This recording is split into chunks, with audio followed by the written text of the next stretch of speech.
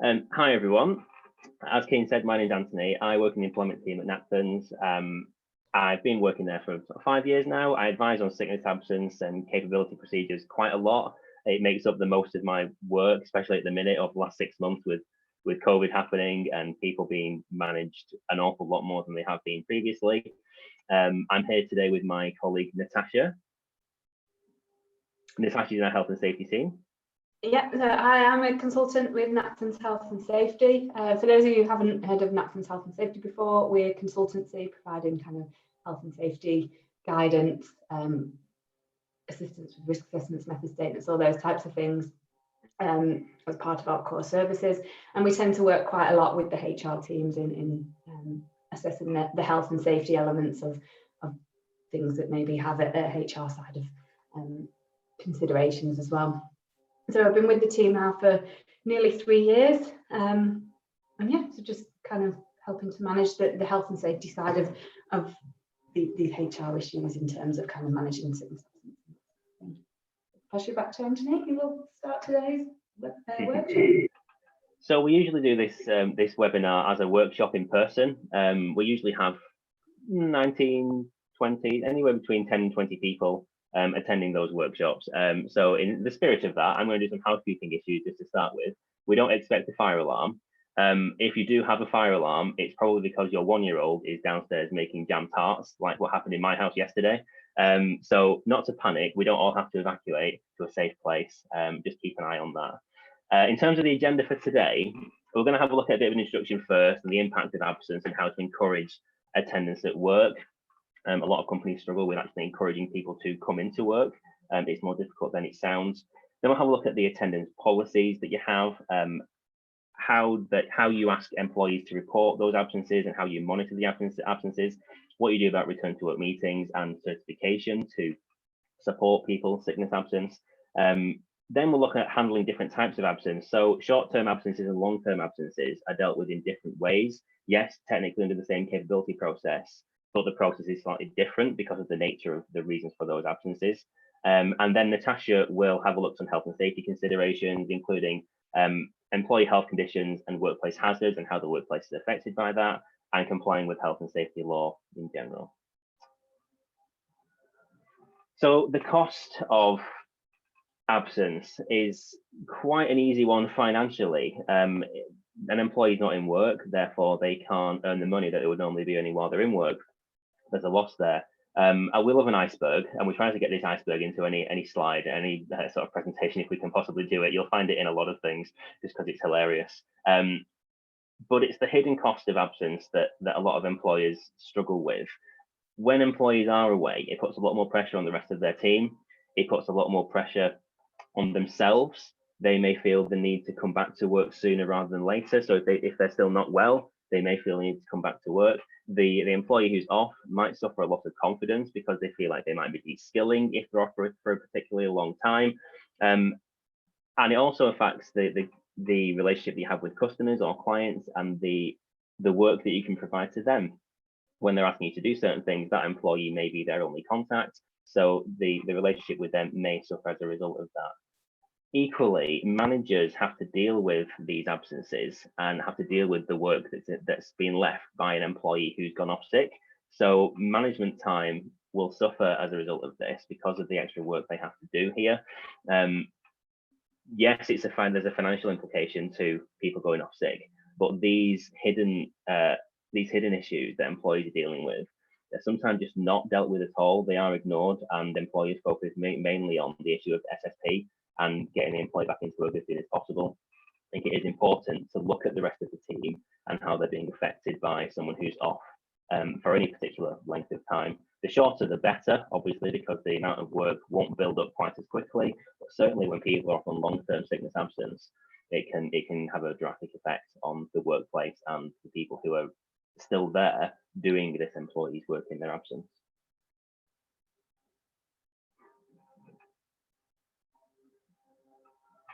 So why would we manage attendance? It's important to do this because we kind of need to know how it's affecting the business in the first place. If we have the information about why people are off sick, then we can make informed decisions about who does a certain type of work, Do we need to make adjustments to this person's working environment to make it easier for them to come to work and to do the work they're asking them to do?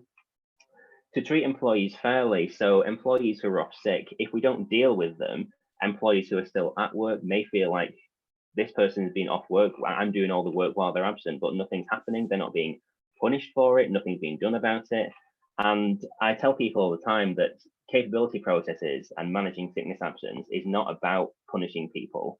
It's about trying to encourage them to get back to work, trying to make any changes that you need to make to get them in and to get them well again, to identify what it is that's causing them to go sick in the first place. It isn't a punishment. It's about trying to help them. A lot of employees who are left fighting the fires that are left behind don't necessarily understand that. So this is partly to do with it, just letting the staff who are remaining know that we are dealing with this and the attendance isn't going missed. We are dealing with it in the background, although they don't know the details of that. Learning, prevention and insight. So we need to kind of know how this is affecting business performance. Let's say if someone's gone off sick for 4 weeks and we haven't really seen an impact in the business, do we genuinely need that number of people in a particular team? We may be looking at redundancies here, particularly now with COVID and people being furloughed for such a long time. A lot of businesses have been through this situation and realized that they don't necessarily need as many staff as they've had because they've been dealing fine in the absence of quite a number of staff. That has resulted in a lot of redundancies, unfortunately, but it's something that the business wouldn't have seen otherwise.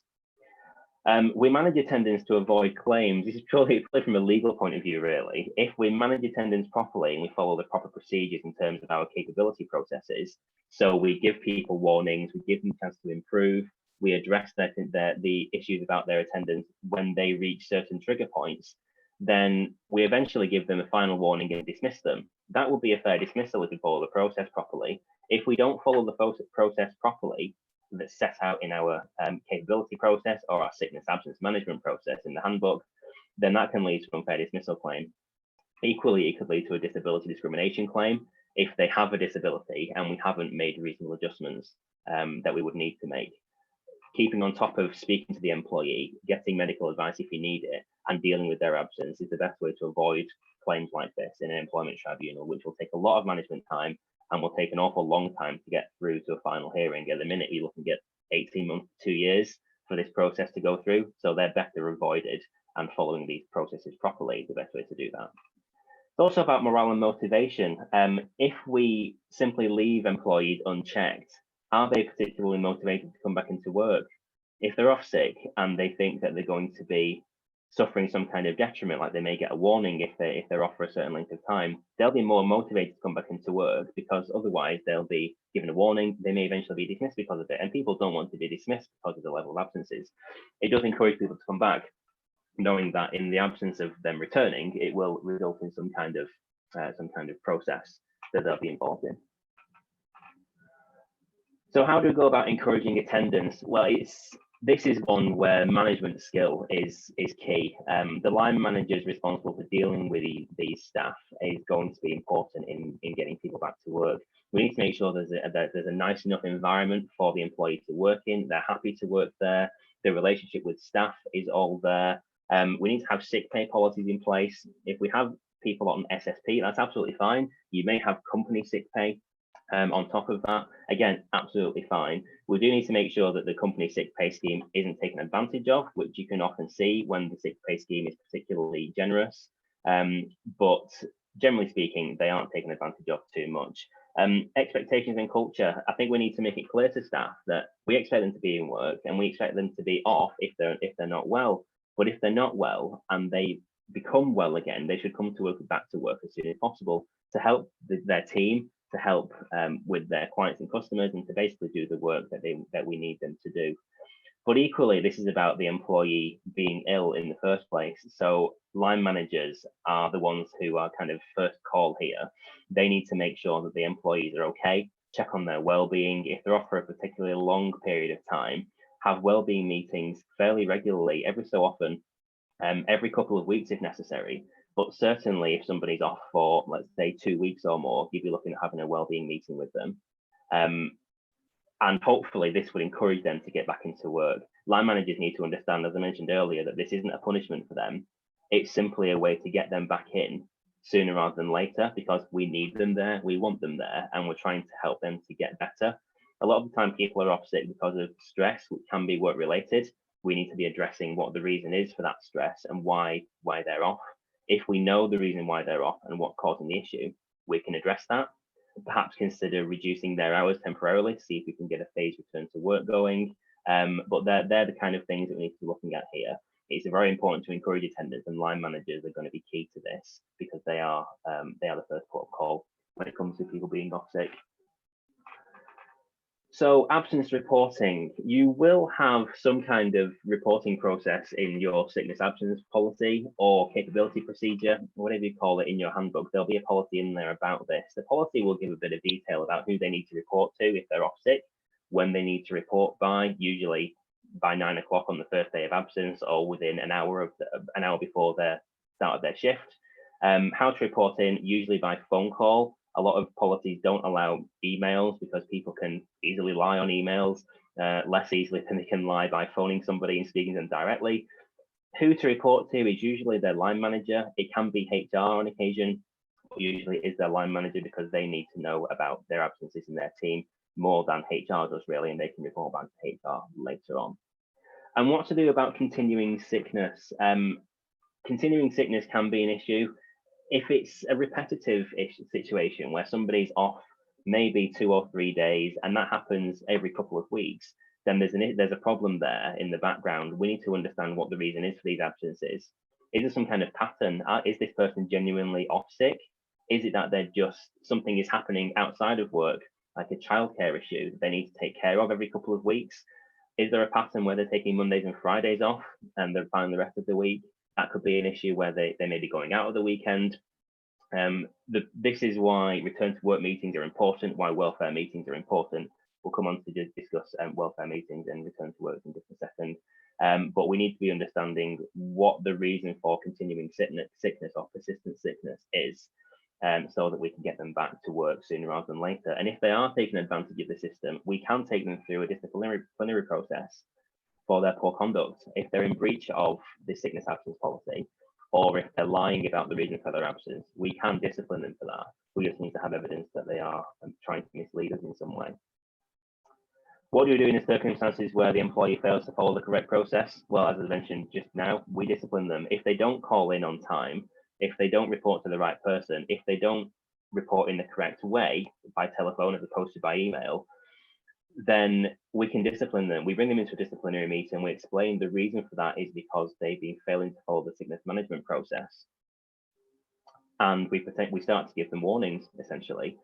Your disciplinary policy might start with a verbal warning. It might start with a first written warning, but we start with the warning process like with any other issue of misconduct, because this is, at the end of the day, a breach of company policy. It wouldn't fall into gross misconduct. I know a lot of our clients previously have asked if we can dismiss people for this kind of situation.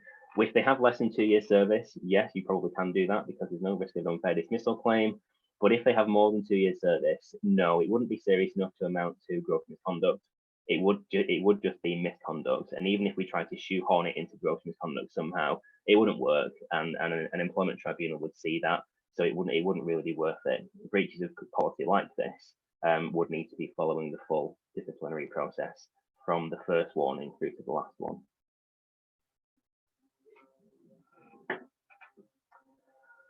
So next we're going to look at unauthorized absence and absence without leave.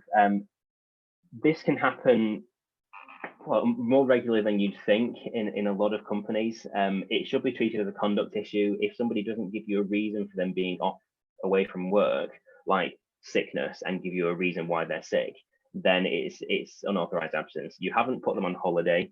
They're not on sick leave because they haven't said they're off sick. They just haven't contacted you. Maybe you expected them in on one day at 9 o'clock on a shift.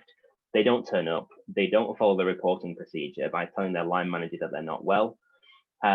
Instead, you get no contact from them at all. That's unauthorized absence because they simply haven't turned up to work. We don't know the reason why they're off, but it's not authorized, so it's an issue of their conduct. We would follow that through with the disciplinary process. An investigation should be carried out, bring them into a meeting to find out where they've been, why they haven't turned up for work, Is there a reason for their absence? Could it be childcare related? Could it be sickness related? We don't know. The point of this meeting is to find out why they're absent without authority. If they can't give us a reasonable explanation, so they need to be off sick, or there needs to be some kind of an emergency that they're dealing with, then we'd be holding a disciplinary hearing if there is a case to answer, and potentially giving them a first level warning. If it's happened before and they still have a live warning, we move into a final written warning. And if it's happened 2 or 3 times and they've still got warnings on file, you can even dismiss for this, but that has to be after a couple of warnings first, in line with whatever it says in your disciplinary policy. If we don't, and we just, again, treat this as gross misconduct, some companies will include unauthorized absence as gross misconduct in their policies. Some may get away with it depending on the nature of the business. Things like supermarkets probably wouldn't be able to rely on unauthorized absence as a gross misconduct offence. Security firms may be able to, because the people not turning up on shift would have a much bigger consequence for them. So you may get away with it depending on the nature of the business, but generally speaking, unauthorized absence would always be just misconduct as opposed to gross misconduct. But as I say, the first step in that process is getting an employee who has disappeared and hasn't come into work to explain why they've been off in the first place. If they can give you a genuine reason, great. That's it. If they may have been off sick, we can still discipline them for not following the reporting process like they should have done, but it wouldn't be unauthorized absence, which is generally a lot more serious than not following the process. So why can attendance issues arise? They can arise in a lot of different situations. Genuine illness is the obvious one. They might just not be fit for work. They might be unfit on a long-term basis or a short-term basis. They could just be off for a couple of days because they don't feel well. They may have a migraine. They may feel sick. They may have been sick overnight, but it's a 24-hour bug. You never know. They may just be back in a couple of days, so it's fine. They may be off on a long-term basis. Now, when I say long-term, really, I'm looking at anything more than 4 weeks is a long-term absence. And that's the point where we transition from dealing with it as a short-term absence process to a long-term absence process. And we'll come on to the different processes a little later on in today's webinar. Is it self-inflicted? Is it something that they've done outside of work? Have they been playing football, gone in for a tackle and broken an ankle? Have they decided that in their spare time they'd like to do something dangerous that's resulted in injury? If they are genuinely injured and this has caused them to be off sick because of something they've done that's potentially negligent or self-inflicted, you would still need to pay them SSP. They'd still be off sick, so they'd still be entitled to that. But you may be able to avoid paying them company sick pay if your company sick pay policy says that if it's self-inflicted or it's caused by something that they've done, then company sick pay wouldn't apply. Is it due to an existing health condition? If they have an underlying medical condition, they could have depression, they could have cancer, there could be a history of migraines, there could be an underlying medical condition there. If it is an existing health condition, then we need to deal with that aspect of things as well as the fact that they've been off. So we need to look at how we can make changes in the workplace to kind of avoid that, if we can do that at all. But it's about speaking to the employee and finding out what is the reason, and is there an underlying health condition here. And have they sought medical treatment? If they're saying that they're off and it may be a couple of days of absence and they're just sick, they know exactly what's wrong and they're well in a couple of days, there's no reason to seek medical treatment. But if it's more serious, we kind of need to know if they've been to hospital, if they've been to a doctor, if their doctor has diagnosed them with anything, what is it, and are they on any medication that would help them? Do we need to do anything at work? So we kind of need to know if they've had medical treatment at all as a result of this sickness absence. Then there can be a non-genuine sickness absence. I mentioned before, people just being off sick without reporting in, without telling you anything. And either they don't give you any information and it's an authorized absence, or they're lying about the sickness. That could be an issue, and that's something we need to deal with through a disciplinary. It's difficult often to argue that someone's off sick if they provided you with a sick note. But often if people are lying about their sickness, it will be in the first week, so they don't have to provide one. They can just self-certify. So this is the purpose of return to work meetings. If we have a return to work meeting with them, we try and dig in a little bit into the reason why they've been off. If it sounds like they're swinging the lead and they are actually just lying to us, we can then deal with that as a disciplinary. That does happen more often than you think. People do just like to have days off now and again.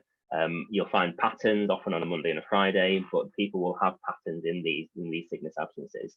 And if you can see one, it's about dealing with them. I've had clients in the past who've had employees take certain days off sick at certain times of the year, like over Easter or over religious holidays. When they say they're off sick, they're not actually off sick at all. This happens every year. What are the chances that this is happening again this year? So we need to dive into that kind of thing and see if we can find out what the reason is. Other responsibilities, so family and caring responsibilities. People may have childcare issues that they need to deal with. If they have that, it's about talking to the employer about it and seeing if we can be a bit more flexible, allow them to have a bit of time off if they need it. It may be an emergency, but there's no point in lying about the reasons why they're off. It's just about telling the employer what's going on so that they're aware. These are genuine reasons for attendance issues to arise. People might have responsibilities at home they have to deal with. It doesn't mean that we need to punish them for it. We just need to know what's going on. This can lead to attendance problems in a team at work. The way that we deal with these is a little bit different. We can't necessarily put someone to a detriment because they're dealing with family issues. If it's to do with childcare and they're, let's say, the only carer, they may need to take that time off because they have no other option. The child may be entirely dependent on them. Mothers are genuinely speaking the more common childcare provider in families, and if we try to put mothers to a detriment for any reason by saying, look, you've been off because of childcare 6 times in the last month, so we're going to give you a warning for it, that can be discrimination indirectly because mothers are more likely to be in that situation than fathers are. So we just need to be careful when it comes to dealing with family and childcare issues. So it's going to be about discussing these with the employee. And regular appointments and commitments. So people may have appointments elsewhere, they might have second jobs, they might volunteer, they might have regular medical treatment, which is absolutely fine. These can cause attendance issues. Volunteering in second jobs, if this is causing an issue at work, we need to address this with the employee sooner rather than later so that we know what's going on and if we can work around their other jobs. Regular medical treatment, again, this is something that needs to be discussed with the employer. If they have an issue about this and they need to take some time off every couple of weeks or once a month to have medical treatment, surely most employers will be happy to oblige and build some time in so they can take, say, an afternoon off or come in late on one morning a month to have this medical treatment. Most of these points shouldn't cause an issue. The main problems are when people are lying about sickness absence and we move to a disciplinary process. But if the attendance problems do go on for some time, or if it's quite persistent, then we can deal with them as either short or long-term sickness absences, start to give them warning through that capability process.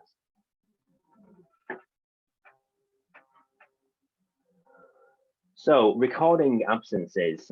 Recording absences is key to managing sickness absence or any other type of absence, really, so that we know exactly what's happening. We can spot trends using this and we can identify exactly what the patterns are. As I mentioned earlier, people may have Mondays and Fridays off quite a lot. They may have a lot of time off at a certain point in the year or a certain point in the month when football matches are on.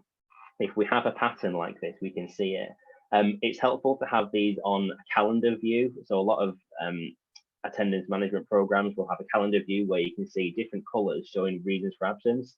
So you might have holidays in one color, genuine sickness absence in another color, unauthorized absence in another color. You can see just by looking at the calendar exactly when people have been off, and you can dive into that and discuss this with the staff. This is very useful when it comes to return to work interviews, where we can ask employees about the reasons for their absence and how that's affecting them at work. We need to make sure that when we do have the meetings, we understand the reasons for absence and the employee knows that it can't go on like this. We do need to be dealing with it, and they need to try as much as we are to get them back into work. If there is an issue, we need to be explaining to them in the return to work meetings that there is going to be a consequence to this if it continues, and that they'll start on the capability process if we don't see an improvement. That's the best way to do this. Informal meetings in dealing with the process informally is the best way to deal with attendance management. First of all, there's no use going down a formal route straight away. Often it puts the employees in the back foot. They get a bit more defensive. If we start on an informal basis, we can kind of take the moral high ground. Essentially, we kind of kill them with kindness a little bit. We try to get them back into work. We try to understand why they're off sick and we try to understand about their welfare rather than threatening them with a formal process. It's just easier for both parties, really, and especially for line managers who aren't used to dealing with this kind of thing, to deal with it informally rather than formally. Should they need to go to a formal procedure? Yes, of course they can, but dealing with it informally at this point especially is definitely better. So return to work meetings. As I mentioned throughout this, that these are kind of keys to getting people back. It's about discussing the reason for their absence. It's about discussing how well they are to return to work. Why have they been off? Is it because of sickness, or is it because of issues they've had at home? Most importantly, how are they feeling now if it has been a sickness absence? Are they well enough to come back into work? Is this an injury that will continue? Is it something that was a 24-hour bug and it's gone away? Is it a headache that's just gone away? Migraines may just go away and come back later on. How well are they to come back into work now, and are they fit to do the job that we need them to do? If there are any underlying issues at work that are causing this is where we need to talk about them at return to work meetings. Return to work meetings are important in both short-term and long-term absences. So whenever someone's off sick, they should always have a return to work meeting, even if they're off sick for a day. They should always have that conversation with the line manager. More realistically, because the line manager needs to know why they've been off and are they fit to come back into work, and it's as simple as that. When you're looking at long-term sickness absence and you're having a return to work when someone's been off for, let's say, 2 or 3 months, we need to know how they're feeling. They've been at home for a long time. They may feel isolated. They haven't been in the workplace for a long time, so they may feel uncomfortable coming back on a full-time basis straight away.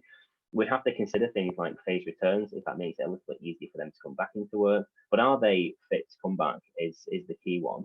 They may have been off for work-related stress or some other stress, depression or anxiety, or something more serious. They could have had operations that they're recovering from, things like that. We just need to understand exactly why they've been off, and are they now fit to come back? Do they need any rehab following long-term absence? So they may be going through counselling. We have to talk about that with them. Do they need to attend any medical appointments on a regular basis to help them with their recovery? That's a possibility. So again, it's something the line managers need to talk about with employees when they come back on a return to work meeting. And are there any adjustments we can make to the workplace? A lot of the time, people will be on short-term sickness absences, won't need adjustments making to the workplace if it's just a short-term absence. Generally speaking, there's no underlying medical condition there. But if there is an underlying condition, or they've been off for a period of time, so like I'm saying, a couple of months, 2 or 3 months or more, then they may need some adjustments to the workplace. You may look at a phased return if their hours are causing them stress, or if the amount of work they're doing is causing them stress. This could help them to come back on a short-term basis. Eventually, you'll build the hours up to where they should be and doing their normal hours and their normal work. But they may just need that initial support to come back into work to get them started on the road to coming back into the workplace as usual. Who carries out the interview? Well, line managers should do that. They should be as consistent as possible. If possible, give line managers training on how to deal with return to work meetings. Most companies will have a return to work form, which you can complete, run through the form. It's not a form filling exercise. It's genuinely a conversation about how the employee is and how they're feeling. So we need to make sure that it's not just a form filling exercise and a tick box, but that's kind of the process that a line manager can work through in the return to work meeting. And those return to work forms tend to have all the information in there that a line manager would need to manage the absence properly. How to record the meeting? Well, recording audio of meetings or video is genuinely advised against. We should take minutes though of any of these meetings, and in case of a return to work meeting, it would be on the return to work form that I just mentioned. It should be an informal chat about their ability to return to work and what we expect of them. What's the situation about sick pay? Do they get company sick pay or statutory sick pay? Are they on any medication? That kind of thing. It's about checking in with the employee, finding out if they have any ongoing symptoms, how long they've been off, discussing the possible prospect of a capability process, and seeing if we can get them back into work and if there are going to be any future issues.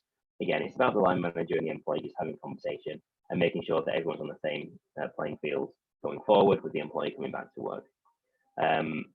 This should be kept on their personnel file. Always keep a record of it so that if they are absent again in the future, we know we've had a history of that, and we can deal with that as and when it comes up.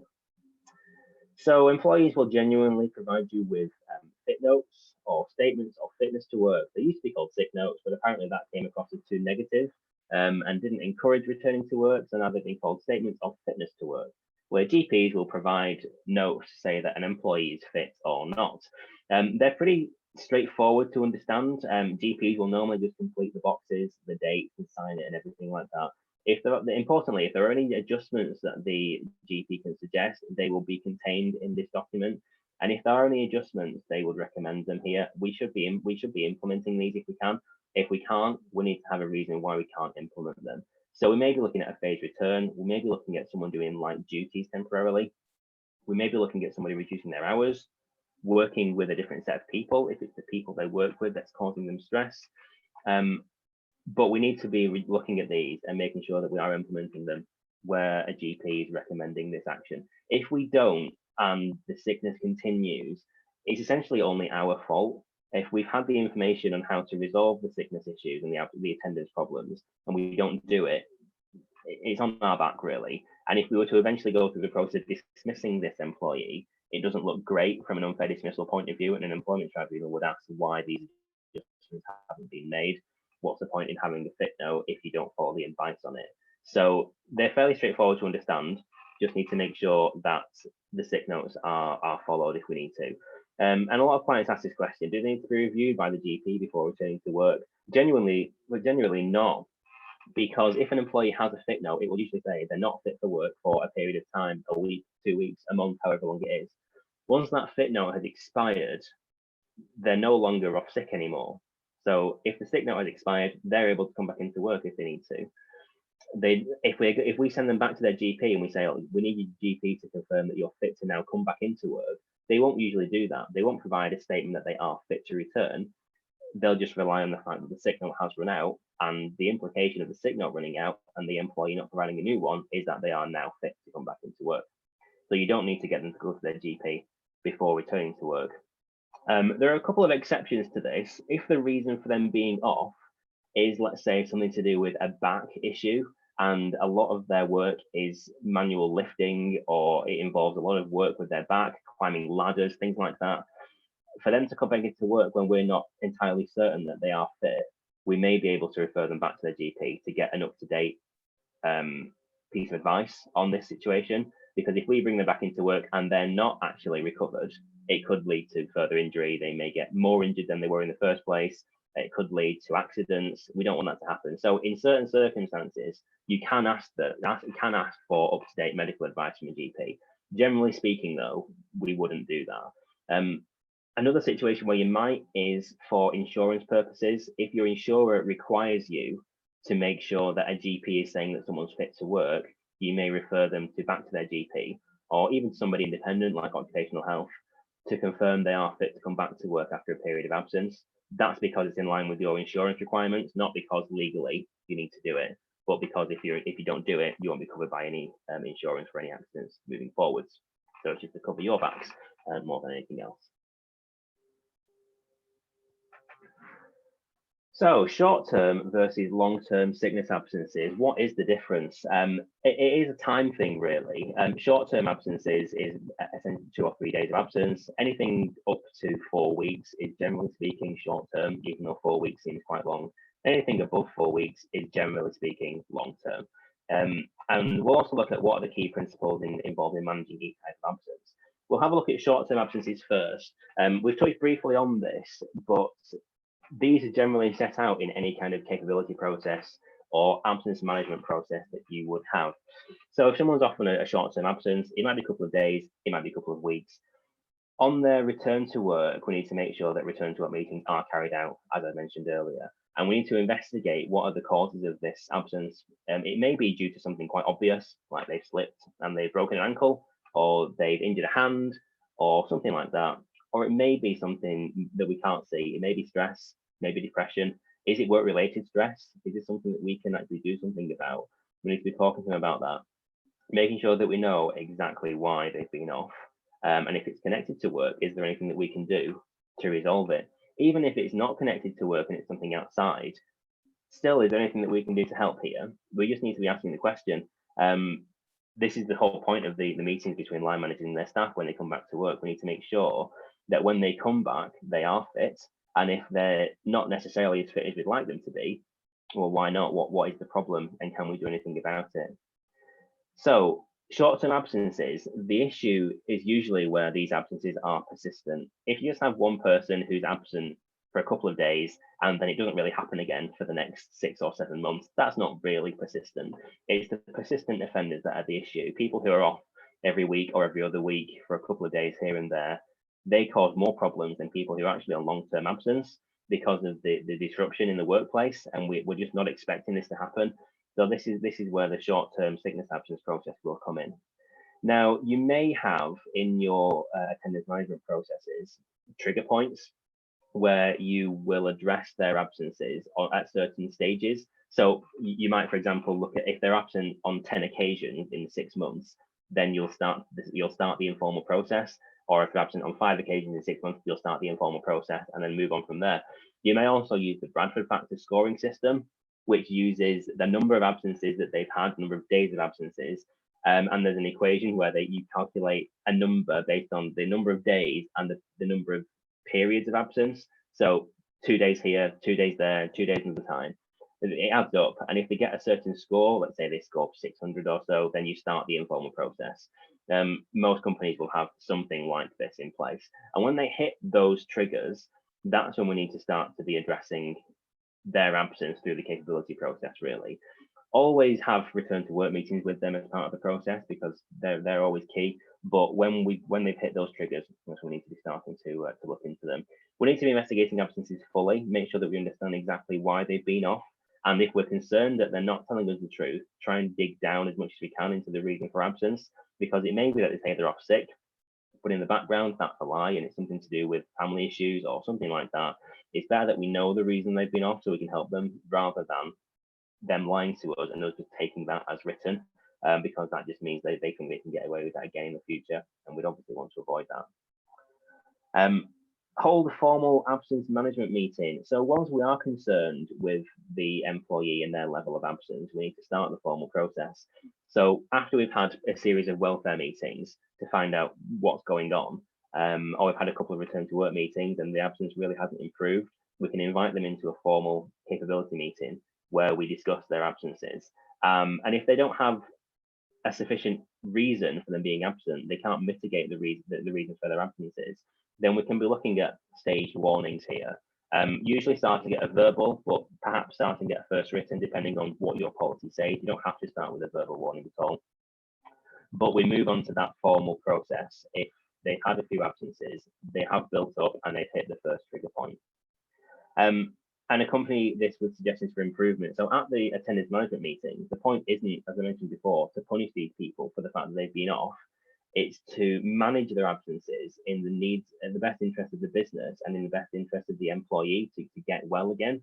And we can make suggestions here about how they can improve if possible. I mean, it may not be possible. They may just be ill and there's not much we can do about that. But if there's a persistent illness and it happens once every couple of weeks, then there seems to be something behind it. So can we make any suggestions for improvement? They need to maybe go to bed earlier or get up earlier if they're late a lot.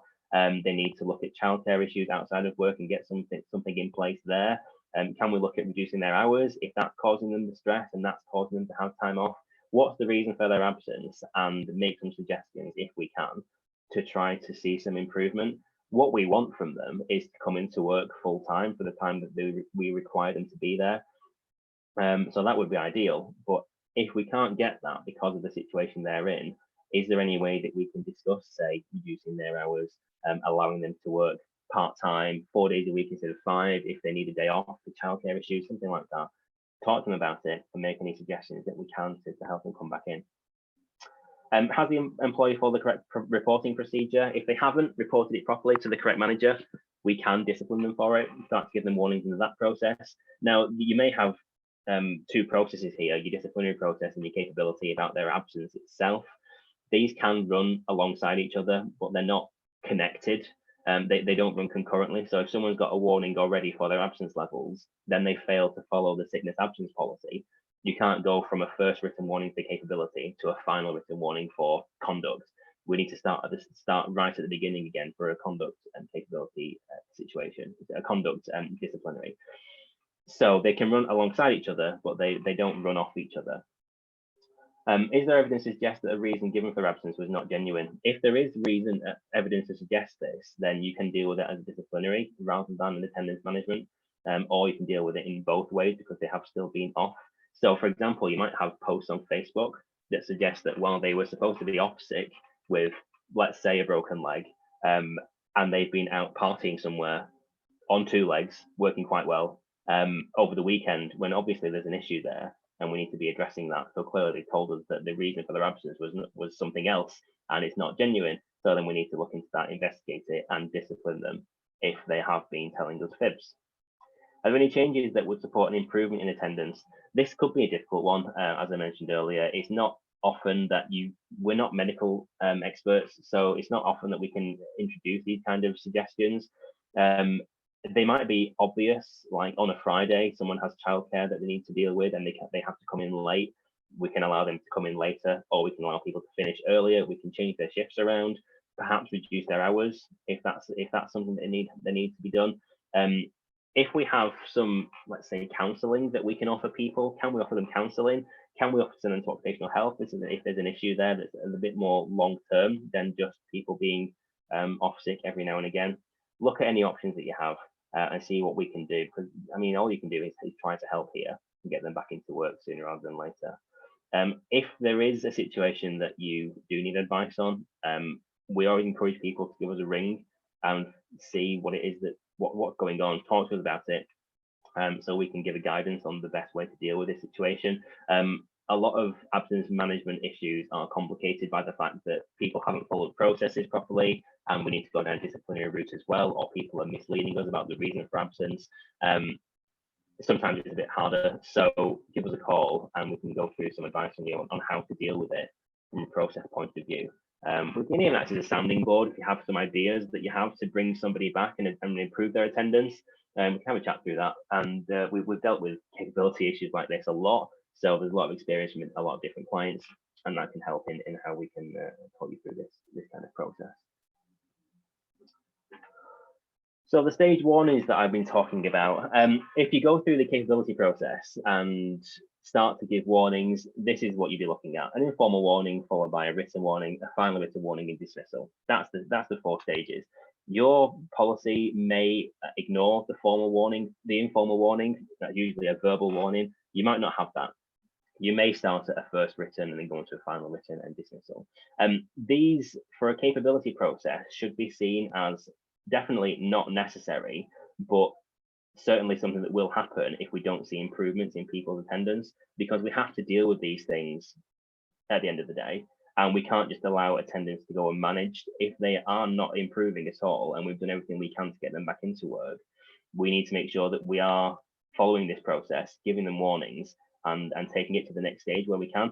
If we don't, and we just let them continue with this level of absences, it can go for a year or 2 without them being dealt with, and without the process even being started. A lot of employers just tend to ignore it because they'd rather ignore it than address it and have that awkward conversation. It can be difficult, but we just need to make sure that we are implementing this. And then training line managers on how to deal with this stuff is key to dealing with it properly and fairly. Employees will be aware of the capability process because we should tell them what that is at the start. So they are aware that this is a possibility, and nobody really wants to be dismissed for their level of absence if they can help it. So they will hopefully improve before they decide to go down this route of just being off more and more, so they eventually get dismissed. So moving to talk about long-term absences now. Long-term absences, as I mentioned before, is anything really over 4 weeks. They can go from 4 weeks up to 12 months realistically in the most serious situations. So during the period of absence, it's important to meet with people in welfare meetings rather than just to leave them off sick. Sometimes they might prefer that, but they can tell you if they prefer that, and you can discuss with them when you want to speak, when they can speak with you about this. It's better to have welfare meetings fairly regularly if they are off for a long period of time, so we can maintain contact and get an update on their situation, and we can find out as much information as we can about when they might be able to return to work, because at the end of the day, that's what we want, them to come back into work as if it was before they were sick. When it comes to long-term absences are more likely to be caused by some kind of underlying medical condition. like stress or anxiety or something physical. That could be a disability in line with the Equality Act, and it could lead us to have to make adjustments to their role. Even if they don't have a disability, it's important to look at adjustments like this. If we can we reduce their hours? Can we bring them into a different role if that's what's causing the problem? Can we ask them to work with a line manager if the line manager is causing them stress for some reason? There are obviously issues with that, and we have to investigate what's going on. But talk to the employee about it, understand what the reason is for their absence, when they're likely to be back, and is there anything we can do to get them in. It might be necessary to obtain a medical evidence in this sort of situation where there's a long-term absence, because the medical report from usually an occupational health provider will be able to tell you what's wrong with the employee, what's causing the issue, and how long they think the employee is going to be off sick. Are there any reasonable adjustments that you can make, that kind of thing. And it's this reasonable adjustment point and the length of time they're going to be off that are really the key piece of information. What can we do to make it more likely the employee is going to return to work and be fit to return, and how long are they going to be off? Ultimately, if someone's looking like they're going to be off for 9, 12 months without a prospect of returning any earlier than that, you could be looking at a long-term absence dismissal. Now, the process for leading to a dismissal with long-term sickness absence is slightly different to a short-term absence. You don't have to go through the full warning process with this one. We just need to have regular welfare meetings with them. And before we do anything, we need to get them to occupational health for a medical report, an up-to-date report on how they are, what their fitness is looking like, and are they likely to return to work in the near future. Occupational health can also give an idea on whether they think this person will qualify under the Equality Act as having a disability. That's information that we should consider, but at the end of the day, that's a legal question and not something that a doctor can really answer. So it's nice to know whether the occupational health provider believes that there will be some kind of disability here, but we can only take that and run with it as much as we can, because again, it is a legal question. It's not necessarily something we need to bother ourselves with too much, provided we follow the advice of occupational health and make adjustments where we can.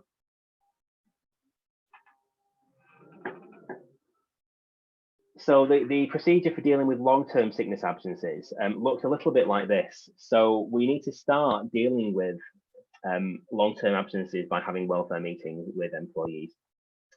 Catch up with them every so often, find out what's going on with them, and are they likely to return to work in the near future. If we've had, let's say, a couple of welfare meetings over a month or 2 months, and there's still no prospect of them returning to work, this is the point where I think we'd be looking at sending them to occupational health and finding out what's going on with them. Occupational health will come back with a report explaining what their view of their absence is, what the reasons are for it, because they'll have met with the employee, they'll have had this all explained to them, and they can give some guidance on any adjustments that we need to make at work to enable them to return. It may be that they struggle to go upstairs, so we can put them on the ground floor. It may be that they struggle to work certain hours, in which case we can reduce their hours. We can look at a phased return. There are a lot of different adjustments that we can make in the workplace, depending on obviously the nature of their role and the nature of the business. So we need to look at those as much as we can and put those in place. If we make those adjustments and there still isn't really any difference in their ability to come back to work, they're still off sick, they still struggle with this, and they're still on long-term absence, then the next stage in the process would be to look at a capability hearing. Now, I wouldn't be having a capability meeting with people or even considering dismissal until we know that they're likely to be off for about 9 or 12 months. It needs to be a long-term absence. So yes, we can send them to occupational health earlier than that, but we can't really be doing anything about dismissing them until we know that they're going to be away from work for about 9 or 12 months. If we've had an occupational health report earlier on, we need to make sure that we get an up-to-date one before we do anything about it. So we may have a report 4 weeks in or 8 weeks in that says adjustments need to be made, but 6 months later, they're still not back in work and we want to do something about it. We need to send them back to occupational health for an up-to-date report and see exactly what's going on, because we've made the suggestions that were reported in the first place have been implemented and there haven't been any improvement. So what do we do now? Get occupational health to advise on that, and we should be able to then move forward. So once we have the most up-to-date report, what we need to do next is invite the employee in to a meeting to discuss their absence and to discuss the report itself. We need to understand from previous meetings with them what the reason for their ill health is, what the likelihood is for them to return, and have they read the medical report, and do they agree with what the medical report has said? Their view on the medical report itself is important, because if they are happy with and they understand exactly what's in the report and what it says, then there isn't much that they can do to argue about it. If the report is saying that these adjustments have all been made and it hasn't made a difference, the employee is not likely to return to work for 9 to 12 months, and there isn't really anything I can suggest that will make them come back earlier, and they agree with that, then you're in the best position that you can be, really, when you're making the decision to dismiss them. What we need to be doing is meeting with them after we have a report to talk to them about the report. We're not able to dismiss them at this meeting. It is just a meeting to talk about the report itself and see if they have any comments or suggestions or recommendations on that report and what they think about it, and do they agree. If they are in agreement with that, then the next stage will be to hold a capability meeting with them, where you'll actually be telling them, if we can't come to any other agreement here, then your employment is likely to be at risk, because you're absent from work. There is no suggestion that you're going to be back in work in the foreseeable future, and it's looking like a very long-term absence. We need to invite the employee to a capability meeting by letter, like you would for a disciplinary hearing. 48 hours notice. They have the right to be accompanied, because it's a meeting where they could be dismissed. It needs to highlight in the capability invite letter that one of the possibilities is they could be dismissed from their employment as a result of their absences at this meeting. We need to consult with the employee again about the report. Yes, we've spoken to them about it previously, but this is now a formal capability meeting rather than an informal chat about the report itself. So we need to go through it again and see if they have any further comments on that, now that they know that this meeting could lead to their dismissal. And is there any possibility of their return to work? Chances are their responses won't change from when you talked to them about the report in the first place, but we have to give them that opportunity. So we go through that and we discuss it with them. If they can't make any suggestions on their return to work, and they can't give us any certainty that they will be fit to work in the foreseeable future, then we can look at confirming their dismissal and writing to them to confirm that outcome. The reason for dismissal here will be ill health capability. That is one of the fair reasons to dismiss somebody, along with their conduct or redundancy, or something that they're illegal that makes it impossible to employ them, or some other substantial reason. The other issue is ill health capability dismissal, and we can do that. That's absolutely fine. They do have the right to appeal against this kind of dismissal, in the same way that they would any dismissal. So we need to give them the right to appeal, and we need to confirm to them what they'll get afterwards, in terms of their notice, their outstanding pay, and their holiday entitlement. So dismiss them as you would any other dismissal, but the reason would be on the grounds of ill health capability. It's difficult to have these meetings, especially for line managers who aren't used to it, but this is something that kind of has to be done in terms of the attendance management process. I've seen plenty of clients who have had people on long-term absence, and they've been off for 2.5 years without having their absence dealt with. Now, they could have been dismissed for ill health capability after 12 months, but they've just been ignored, and that causes more problems in itself than dealing with the issue as and when it comes up. If we just ignore them, the employee feels entirely disengaged. They haven't been in work for a long time. They're not up to date with what's going on at work. They're not in touch with their line manager. They just feel like they've been abandoned, essentially. So that's why we need to keep in touch with them with welfare meetings, send them to occupational health to get medical advice at the soonest possible time, realistically. So after, say, 6 weeks would be a reasonable time to start doing that, but then keep in contact with them throughout their absence until the point where we dismiss them. Otherwise, they will feel ignored, and that would cause an issue. It makes it even less likely that they could come back into work if they don't feel like they've been treated fairly throughout the process. So again, line managers need to have training on this to make sure they understand the process and what they should be doing in terms of long-term absence. I know it's a lot of work, but it's just it's there to help them as much as it is to help the employee. Line managers need to know what kind of team they've got going on and the work that can be done with the team they have. And if we can get rid of somebody on long-term sickness absence, so we can recruit somebody else who we know can come back into work, then that's going to be beneficial for the business and surely for their team as well. So a few key risks here that people struggle with when dealing with capability issues. Failure to make reasonable adjustments and consider reasonable adjustments that could be made. If someone has a disability, disabilities can be anything really, anything that lasts more than 12 months, anything that affects their day-to-day activities and it means that they can't do normal things, and it affects them substantially, they can be disabilities. So to err on the side of caution, I would always suggest to look at making reasonable adjustments, even if we don't think someone has a disability, just to make sure that we're doing everything we can to get them back into work.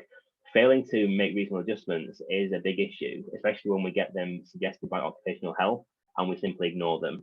That can lead to a claim in the tribunal for disability discrimination. Failure to consult with the employee about the medical evidence and confirming dismissal. A lot of the time when people are off for a long period, there'll be a medical report, yes. It might be up to date, yes. However, line managers don't meet with the employee to talk about the report. They don't invite them into a capability meeting to talk about the report and then their dismissal. And instead, they just send them a letter confirming they're being dismissed. And that's entirely the wrong process to follow. That leads to an unfair dismissal claim every time. And it's guaranteed to basically win because no process was followed. Yes, they may have been dismissed anyway, but there's a technical breach there, and it would likely be an unfair dismissal. Failure to base a decision on the most relevant information in relation to medical information. So I mentioned earlier that you might get an occupational health report early on. We may speak to the employee early on, and then 6 months later, if we go through the process just dismissing them without getting up-to-date medical information or up-to-date information from the employee themselves, that leaves us open to an unfair dismissal claim. If we go to dismiss them without using up-to-date medical information, things may have changed in 6 months. More reasonable adjustments might be suggested and they may work in bringing the employee back. So always get up-to-date medical information if we are going to look at dismissing somebody. Any medical report that's within a month old is probably about right. It is good enough, but anything more than that, really we need to get in something that's more up to date. And failure to make the correct payments at the point of dismissal. This is a common one, and it is really just an admin thing, but we need to make sure that people are getting their full notice pay under their contract, their full entitlement to holidays that they've accrued and any accrued salary up to their point of dismissal.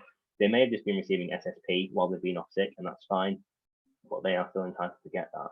And their notice pay should usually be paid at their normal full rate. There's a caveat to that whereby if they're entitled to enhanced company notice, so let's say they've been with you for 2 years and they're entitled to a minimum of 2 weeks notice, but their contract says they're entitled to 3 months notice, you can get away with just paying them at a lower rate, so SSP for their notice period. But if they're only entitled to the statutory minimum notice, then it would be on full pay, because that's just the way that the employment provisions work. And essentially, it gives the employers who allow enhanced company notice pay a bit of a relief here. They don't have to pay it at the full rate. They pay SSP instead, or whatever reduced rate they're on. They may run out of SSP entirely, in which case they'll be on no pay at all. So I'll just touch on I've been talking about disability and disability discrimination claims. This is a definition of disability in the Equality Act. I'm not going to run through that because essentially if someone has an impairment which lasts more than 12 months and it affects them on a day-to-day basis and stops them doing day-to-day things, they could have a disability. Occupational health can give an idea on whether they think that someone has a disability or not, but at the end of the day, it is a legal question that a tribunal has to answer. And if an occupational health provider says, I think this person will have a disability under the Equality Act, it doesn't mean that a tribunal is going to think the same thing. They do deal with this a lot at occupational health, so their guidance is useful to have. But from your point of view, if they suggest reasonable adjustments, then just make them. Your only responsibility here is to make the adjustments that you can to get them back into work. Whether they have a disability or not, technically isn't really going to affect you too much. All it does is mean that you have a legal requirement to make adjustments. But if you make adjustments anyway, then it shouldn't be too much of an issue. Here's a list of adjustments that commonly come up in terms of getting people back into work. So phased return, change of hours, changing tools and equipment, bit of training if they need it, changing their targets. There'll be reasons why they're off sick. And if any of these can help, then consider making these adjustments in line with trying to get that back into work. Obviously, we talk to the employee about this and ask them, will this make any difference? Because if we have phased return to work and that doesn't really help, there's not much point in it. It doesn't help anybody. But if it will help, then make sure that we're discussing it with the employee during any welfare meetings and see if we can get them back sooner rather than later, instead of just leaving them off sick. So always consider reasonable adjustments for any long-term absence and make them where possible. Reasonable adjustments is what the requirement is. If the employee is asking to be given a new job or to work somewhere that's entirely unreasonable, where you don't have a need for a job there, that's not reasonable. It's only reasonable if it fits in with what you need, if it's along the lines of what they did before, and if you actually need someone to do that job. There's no point in creating a job that you don't need just to satisfy somebody's request for an adjustment there. So a quick summary then of what we've been talking about. We've had a look at the impact of absence. It's not just financial, it's about the team as well, and picking up the work that's been left behind by the employee who's off. This is often an issue that's caused by short-term absences more than long-term absences, because if you've got someone on long-term absence, you can generally deal with the work around that. You know they're not going to be in for a long time, so you can put in contingencies to deal with it. You may get somebody in temporary to cover that person's work, agency staff or something like that, or share it out amongst the team. It will be a lot easier to handle. Encouraging attendance, it's important to encourage people to come back into work. That's more the line manager's responsibility than anything else. It's about the culture in the workplace. It's about the person who's off sick wanting to come back into work for the company and to do the job that they're required to do, rather than thinking, well, I don't really want to be there anyway, I'll just take this off instead. So that kind of workplace culture is kind of key to keeping people at work and not having random periods off. Reporting absence and return to work meetings, we've had a look at this in terms of your policy. They need to report their absence in line with whatever you ask them to do. Make sure that they are doing that, and if they're not, we can discipline them for it. And return to work meetings that line managers carry out are key here to making sure we're on top of their absences and the reasons for them. So make sure that return to work meetings are carried out and that line managers are trained on how they need to deal with them. And then the short-term and the long-term absence procedure overviews, slightly different from each other. In terms of capability for your short-term absence, that's very much along the lines of a disciplinary process. We start with a verbal warning, move on to a first written, final written dismissal. Whereas a long-term absence, you don't go down that route of giving warnings. We need to be having welfare meetings with them, get medical advice, speak to the employee, and at the point where we think that they're not going to be back in work for the foreseeable future, we then make the decision to have a capability meeting and dismiss them. We don't have to go through the warning process first. We just have to have followed a fair process in terms of getting the medical information and having something that says they're not going back in work for 9 to 12 months. And then you should be good to go with confirming their dismissal. Just make sure that they get the right payments that they're entitled to at the end of it. Okay. As Kay mentioned earlier, if there are any questions about any of that, just stick them in the chat or send them to Kay directly, and we'll be able to answer them at the end of the webinar today. I'm going to hand over to Natasha now, who's going to go through some health and safety information for you all. I'll just stop sharing my screen so that Natasha can share hers.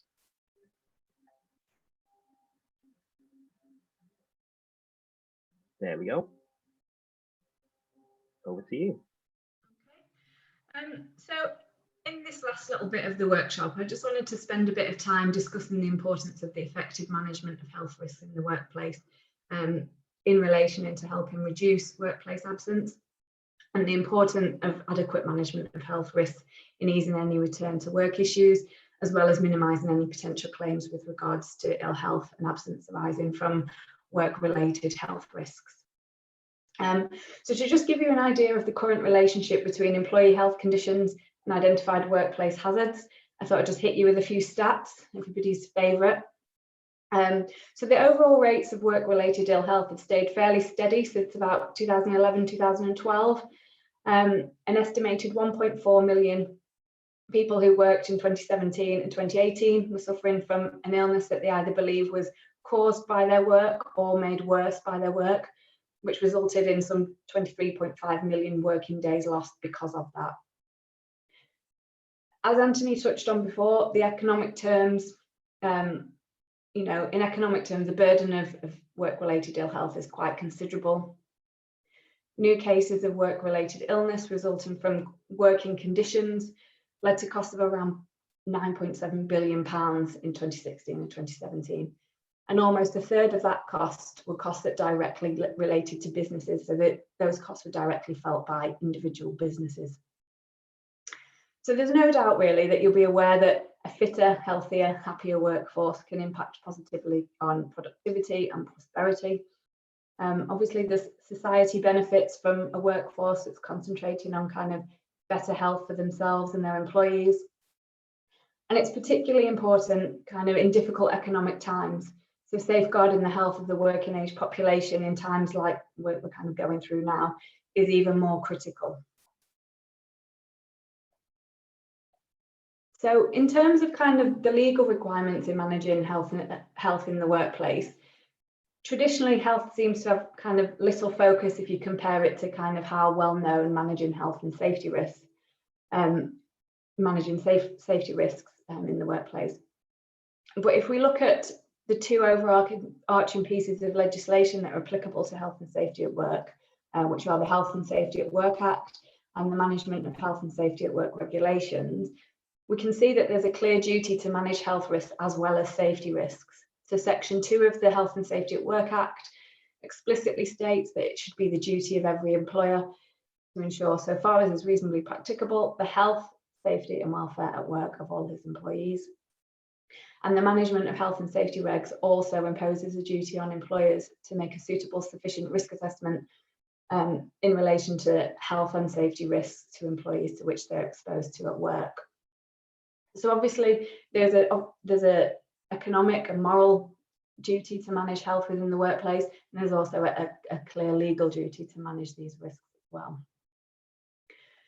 So given both the potential business impact of absence relating to work-related ill health and obviously the legal duties on employers and the potential implications of failing to meet these duties, such as tribunals, civil claims and prosecution, how can you establish if you are creating health risks to your workers? Well, the way you deal with health risks should be exactly the same as your approach to dealing with safety matters. So in any workplace, there will be inherent health risks that need to be managed to ensure the health and safety of the workforce. Statistically, the biggest health risks in the workplace are musculoskeletal disorders, respiratory risks, and work-related stress. So a good start in trying to consider if any of these things are present in your workplace is to kind of observe your workers, look at how they do the work and kind of how the work is managed, and then apply suitable control measures to reduce any identified levels of risk that you've kind of come across in kind of your observations. And in implementing control measures, you'll be implementing control measures in the same way that you would implement control measures to control safety risks. So ideally, you would look to avoid any activities that can cause ill health where you can. If you can't do this and the activity can't be avoided, you will then need to risk assess it to see what you can do to reduce the risk. Once you've kind of assessed the level of risk, you'll then need to look at applying control measures or adjustments to working procedures and that type of thing to kind of reduce that level of risk down to an acceptable level. And then you'll need to kind of continually monitor and review these to just check that they're working and doing what they're supposed to be doing. And another key aspect of controlling the risk is consulting with your workers. If they do kind of say that they have any health and safety concerns, make sure that you deal with them and do something about them and manage them effectively in order to make sure that you're managing that risk properly. So a risk assessment really is key in kind of identifying the health risks that your employees are kind of exposed to in a working environment. But an important part of the risk assessment process, and specifically when we're looking at kind of managing workplace absence, will involve assessing if any of your employers have any known vulnerabilities that might require any additional control or any adjustments made to their work to make sure that their exposure to the risk is reduced down to an acceptable level. So this might be in instances where an individual has disclosed an existing health condition, or it might be where an individual is returning to work from a period of absence. So you'll most probably kind of had a little bit of an idea of how to go about this if you've followed any kind of similar procedures for any individuals that have returned to work after shielding due to COVID.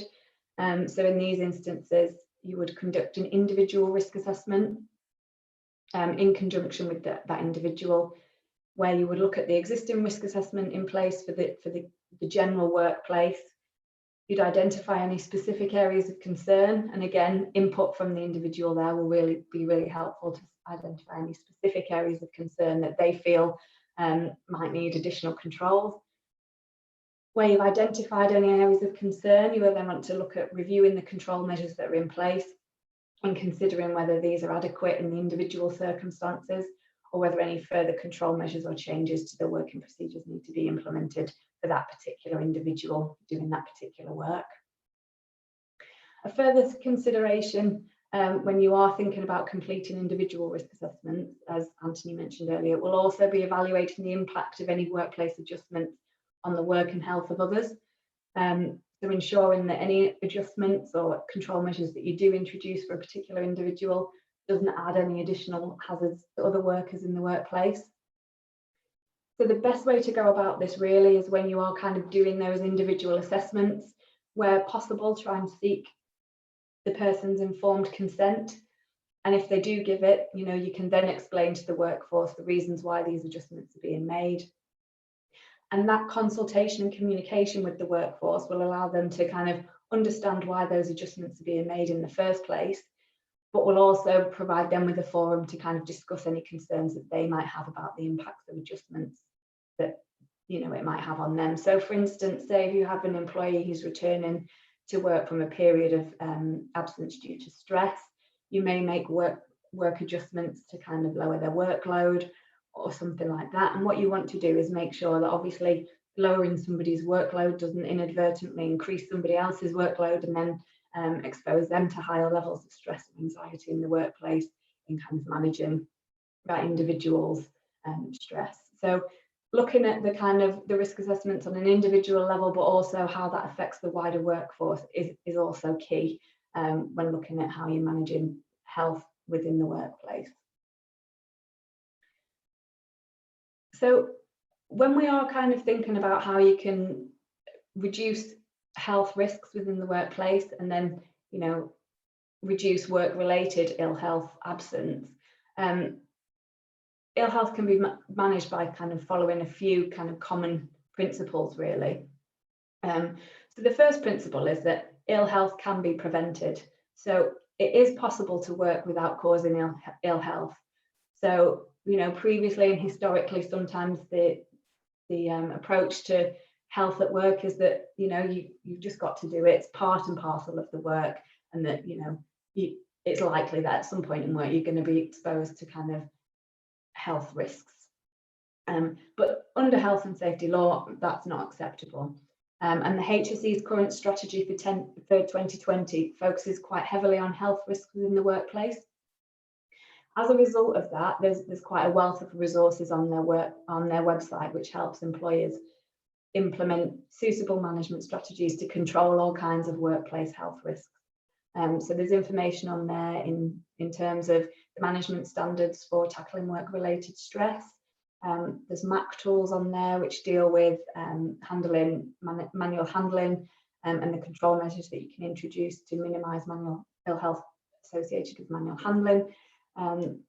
There's also resources on there with regards to respiratory risks and respiratory hazards. So if you are aware of any of these kind of health risks within your workplace and you're not quite sure how to go about managing these in an effective way, the HSE's website is a brilliant tool for kind of getting that basic information to find out where you are and what really you should be doing in individual circumstances to manage those risks within your workplace. The second of the key principles in managing work-related ill health is to treat health the same way as you would safety. So this really means kind of following a documented risk assessed process, as I mentioned earlier. Another key principle is that everybody has a role to play in the management of work-related ill health. So it is everybody's responsibility to manage risks to health. And employers can do this by encouraging open and honest communication with the workforce. And this will encourage employees to take ownership of their own part of the process and feel valued and supported in terms of kind of looking after their own health in the workplace. Generally, we tend to find that employees who feel that their health and well-being is a priority for their organisation tend to suffer less from workplace stress and anxiety. So obviously that can reduce absenteeism at source, but also because staff feel supported and that they're part of an organisational culture that value them as an employee, where they have the opportunity to kind of contribute to decision-making processes, you'll find that employees are generally more willing to kind of engage in discussions in terms of health and safety issues. And this then means that you're more likely to identify any potential health problems at the early stages, which will allow you to implement effective solutions before employees really need to take any time off due to work-related ill health.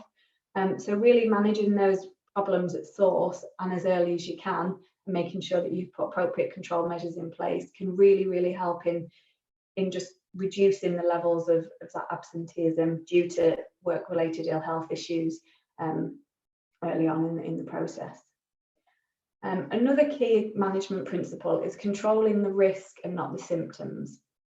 So you'll see a lot of organisations will have things like monitoring and health surveillance programmes, or things like support for the management of ill health, so things like employee assistance programmes. But these generally aren't enough on their own. They are an effective part of managing health risks, but the first priority for any organisation should be stopping individuals being exposed to that risk in the first place. So again, that risk assessment is really key. The final principle that is key in managing ill health risk in the workplace is making sure that you are managing that risk and not lifestyle. So the law requires steps to be taken to prevent or adequately control work-related ill health risks in the workplace. So introducing wellbeing initiatives that kind of help workers tackle lifestyle issues such as smoking or diet might be beneficial, but it's not a substitute for adequate risk management and managing those risks at source. So obviously health management within the workplace, it's usually kind of multifaceted and multidisciplinary, but it's really important that employers don't lose sight of managing that risk and making sure that that risk is adequately controlled. And risk assessments and documented risk assessments are a really key part of kind of defence of any kind of claims or tribunals or civil claims or prosecution. So making sure that you've got a good, robust risk assessment in place will really help in the event of any of those instances.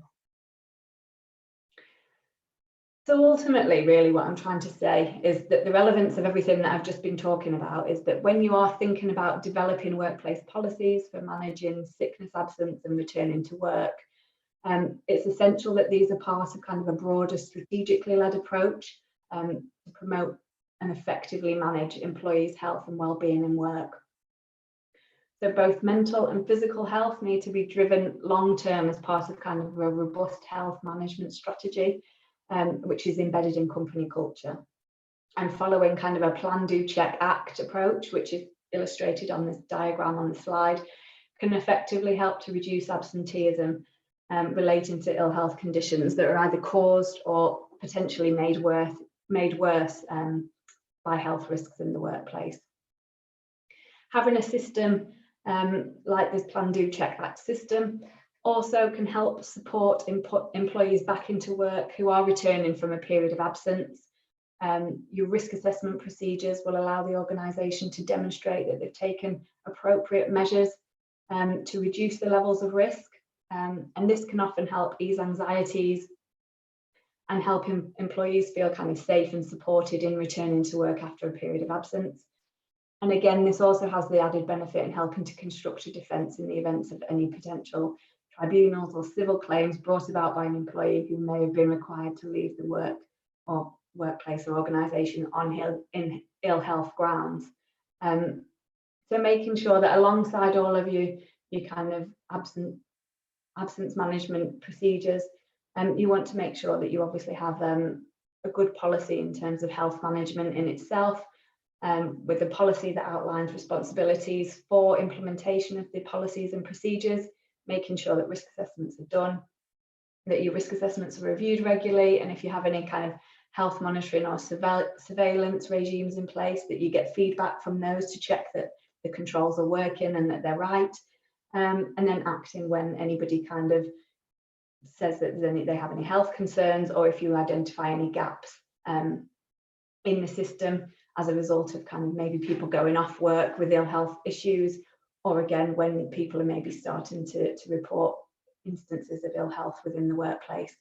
So that's really how managing health fits into kind of the management of absence in the workplace, and how implementing a robust health and safety strategy can also help to reduce absenteeism in the workplace and provide us a supportive environment for people to return to work for the long term, as opposed to kind of coming back for a short period of time and then going off again.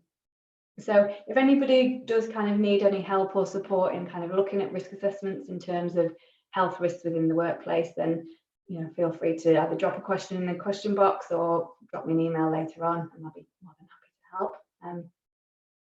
But that's it from me. So if there's any questions, then me and Anthony will be willing to answer.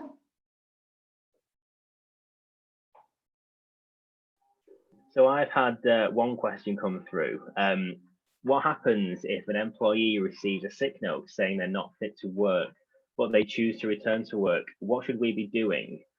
Should they, and how should they be confirming that they are fit to work? This will depend on the reason why they've been off in the first place, and I'll come on to why in a second. But if they've got a sick note, there's nothing that says they have to use it. If they have a sick note that says they're signed off for 2 weeks, let's say for stress or something like that, they come back to you after a week and say, I'm feeling a lot better, I'd like to come back into work. You can allow them back into work. It's absolutely fine to do that, because they're no longer saying that they're off sick. The sick note just acts as evidence to what they're saying is right and that they are not well to come into work. But if they're saying at some point during that time, I am fit to come back now, will you let me back? You can allow it.